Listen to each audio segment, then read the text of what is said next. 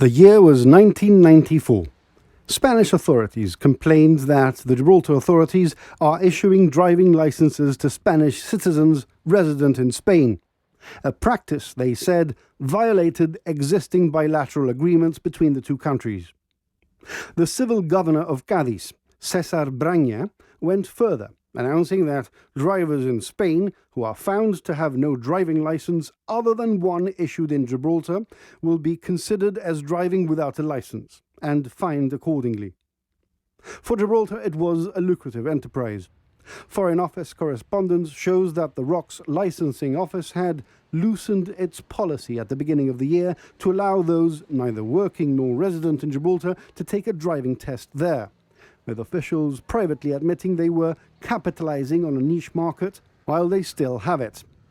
Local driving schools confirmed that Spanish students formed the bulk of their business, prompting anger among driving schools in the Campo area and pressure on Spain to act.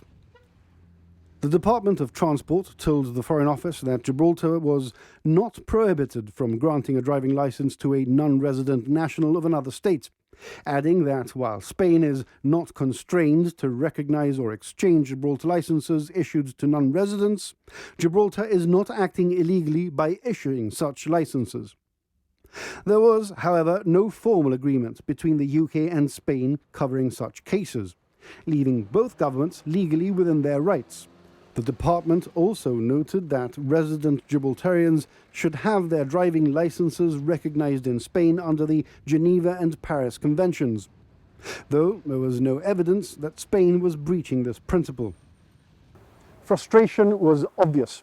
London called Gibraltar's cross-border driving licenses a bad habit, and Spain refused to recognize the licenses altogether.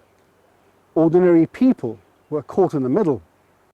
Officials in London recognized the potential for escalation. 1 minute warned that, given Spanish tactics in the past, we would not wish this to become a pretext for Spain to chip away at Gibraltar's rights as part of the EU.